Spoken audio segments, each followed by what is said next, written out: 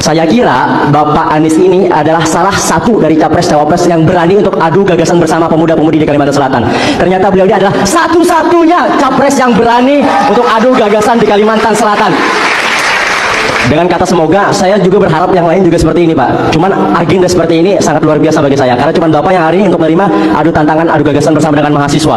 Oke, Pak, saya ingin sebutkan dulu, semua yang ada di sini, mayoritas mahasiswa yang menggunakan izin dispensasinya dari perkuliahannya hanya untuk datang ke tempat Pak Anies. Jadi jangan kecewakan kami, Pak. Bapak datang ke sini mungkin satu waktu, tapi jangan kecewakan kami rakyat Kalimantan Selatan ketika kami menginginkan aspirasi itu sampai ke Bapak. Itu, Pak. Oke, Bapak Anies ini santernya dikenal di laman-laman website dan juga dikenal di beberapa media sosial anti oligarki, kawan-kawan. Anti oligarki, paling nggak suka, dan beliau ini melawan oligarki, katanya seperti itu. Nah, Pak, kalau memang ini bukan gimmick, Pak, ini bukan gimmick dan ini bukan clickbait bahwa Bapak melawan oligarki hari ini, maka saya adalah orang pertama yang bakal mendukung dan mendorong Bapak untuk jadi presiden kalau seandainya memang benar ingin melawan oligarki. Tapi kalau seandainya Bapak tetap mengingatkan dan tetap ingin berseteru dan bersenyawa dengan para oligarki, saya orang pertama yang menentang dan menantang Bapak Anies hari ini sebagai calon presiden. Itu kawan-kawan yang perlu kita perhatikan.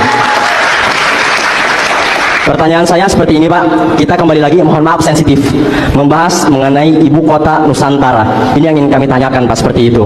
Jangan menggunakan bahasa yang generatif, jangan menggunakan kata-kata, karena beliau ini memang si ahli kata-kata, kawan-kawan. Maka karena itu, jangan gunakan bahasa yang jawaban setiap media sosial yang hari ini menawarkan untuk berbicara dengan Bapak mengenai IKN, itu selalu saja pasti jawaban Bapak bukan hanya IKN. Jangan IKN, tapi kota-kota kecil bisa menaik hingga menengah hingga besar. Jangan itu, Pak. IKN ada di Kalimantan. Saya ingin tanggapan dari Bapak, bagaimana kalau seandainya IKN ini nggak Bapak teruskan dan ada ratusan ribu hektar lahan yang sudah dikonsesi dengan izinnya dan terbengkalai begitu saja. Bagaimana tanggapan Bapak? Saya mewakili anak-anak Kalimantan hari ini karena saya orang asli Kalimantan, saya primordial hari ini. Yang kedua, apakah Bapak akan turut dan akan menginginkan atau tunduk kepada ketum partai seperti capres-capres sebelumnya? Kalau seandainya satu waktu Bapak terpilih menjadi calon presiden, apakah Bapak akan ikut turut atau menerima tunduk kepada ketum partai yang mengusung Bapak? Yang terakhir, Pak, ini menjadi masalah kami bersama, Undang-Undang ITE. Undang-Undang ITE. Akankah di 100 hari kerja Bapak akan membuka kembali pembahasan untuk mencabut Undang-Undang ITE? Karena hari ini mahasiswa kalau ingin beraspirasi, mengadvokasi dan permasalahan di Kalimantan Selatan selalu saja dicekoki. Itu, Pak, pertanyaan saya. Tolong ditanggapi, Pak. Sekian. Oke. Makasih Bung Sunir. Jadi saya menyambut baik, dan bahkan saya bilang kita itu ingin agar semua yang hendak dicalonkan itu ditanya apa saja. Kenapa? Ya karena nanti ketika berada di kepemimpinan akan berhadapan dengan urusan apa saja. Jadi jangan kemudian menghindari. Ada yang bisa kita jawab, ada yang kita bisa tidak jawab. Ada yang kita memahami, ada yang kita tidak memahami. Tapi satu hal yang pasti, kita terbuka untuk dialog, dan itu yang kita kerjakan. Dan saya ingin sampaikan terima kasih teman-teman mengambil apa istilahnya tadi? Izin dispensasi, ya, satu. Dan yang kedua, tadi ada pertanyaan, apakah Anda akan melawan oligarki? Tidak. Saya akan melawan ketidakadilan. Itu yang akan saya lawan. Oke? Kenapa? Saya tidak mau menjadi memusuhi satu pihak.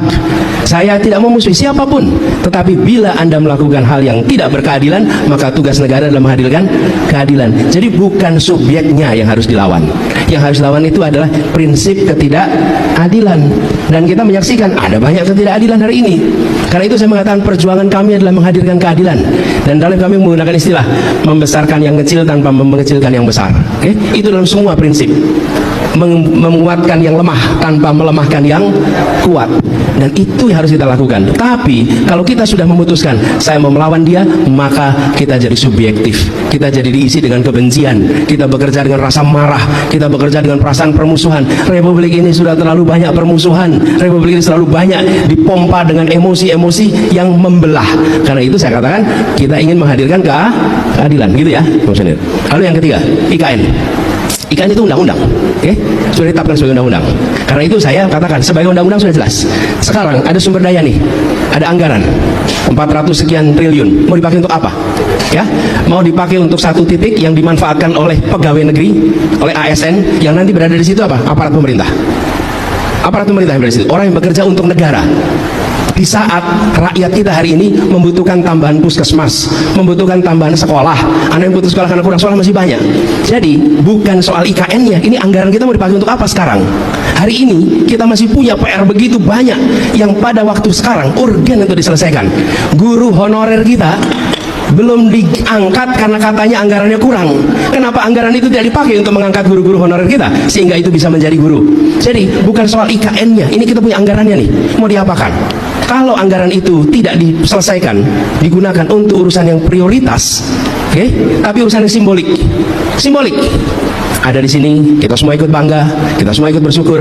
Tapi bicara persoalan urgen di negeri ini masih banyak urusan yang harus diselesaikan. Jadi undang-undangnya sudah ada, tinggal soal kapan kita menuntaskannya mengikuti kemampuan ekonomi kita. Dan itu yang saya maksud, ada urusan yang urgen. Bagaimana kita menjelaskan pada guru-guru yang tidak diangkat karena kita kekurangan anggaran, pada saat yang sama kita sedang membangun istana untuk dipakai seorang presiden. Gimana menjelaskannya itu? Sulit kita. Jadi sekali lagi bukan soal IKN-nya, ini soal anggarannya nih, mau dikerjakannya kapan, gitu ya. Lalu soal ketua umum partai, Bung Sunir, saya beberapa kali menyampaikan cara kami bertugas di Jakarta. Karena cara kami bertugas di Jakarta, cara mengambil keputusan, mungkin itu bisa digunakan sebagai dasar dalam menilai. Apa cara mengambil keputusan yang kami lakukan? Saya memutuskan berdasarkan 4 prinsip. 1. Prinsip keadilan. Prinsip keadilan. Bagaimana prinsip keadilan itu ditegakkan dalam keputusan apapun. Yang kedua adalah kepentingan umum, public interest. Di mana itu? Yang ketiga adalah fakta, data, ilmu, objektivitas. Yang keempat baru aturan hukum, undang-undang, peraturan, konvensi. Okay? Selalu keputusan begitu. Jadi ketika mengambil keputusan berdasarkan pada 4 itu, dan hampir semua keputusan bisa dibicarakan. Sekarang malah jadi pertanyaan, kenapa a priori pada ketua partai? Kenapa kita menganggap ketua partai itu selalu menganggap kepentingannya dia kepentingan sempit? Saya beri contoh, Pak Surya Paloh, ketua partai Nasdem. Oke? Nah, kalau dia mau enak, dia nggak usah nyalonin Anies, hidupnya nyaman. Dia coba nyalonin Anies, apa yang terjadi pada dia? Apa yang terjadi pada partai Nasdem? Betul tidak? Usianya 72 tahun. Kalau dia mau nyaman, dia tinggal duduk nyaman, ikut aja. Disuruh koalisi ini ikut, disuruh koalisi itu ikut. Seperti yang lain-lain, nyaman hidupnya. Tidak ada peristiwa-peristiwa yang terjadi 1 tahun ini.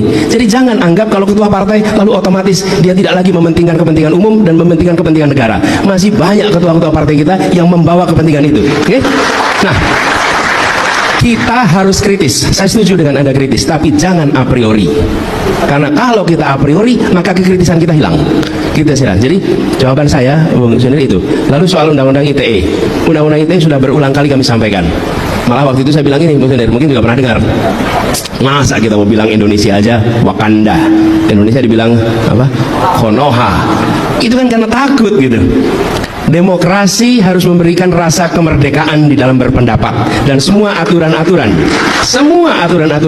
yang melarang itu harus ditiadakan. Terus pertanyaannya, komitmen Pak Anies apa? Komitmennya ditunjukkan di ruangan ini. Kita tidak membatasi siapa untuk bertanya apa di dalam forum yang seperti ini. Oke? Kan Bung Suri kan tidak dilarang bicara, tidak ditandain. Oh, yang ini nggak boleh bicara. Enggak, semua boleh. Artinya apa? Besok juga ketika bertugas akan begitu. Dan ketika saya bertugas di Jakarta, sebagai contoh, saya udah kerja 5 tahun nih. Kelihatannya caci makinya banyak waktu itu. Serangannya nggak kira-kira dan terorkestrasi. Pertanyaannya, adakah di antara mereka yang melemparkan fitnah sekalipun pernah dilaporkan ke polisi oleh Gubernur Jakarta? 0. Tidak ada, sama sekali. Kalau media menulis keliru, maka saya tidak melaporkan ke polisi. Saya akan melaporkannya ke Dewan Pers, karena itu soal kode etik pers, bukan soal kriminal. Jadi komitmen itu bukan komitmen sekarang. Dan ketika saya seumur Bung Sunir, ketika ada majalah koran di Bredel, saya termasuk yang berada di paling depan berdemonstrasi untuk memprotes pemerintahan itu. Gitu ya? Oke.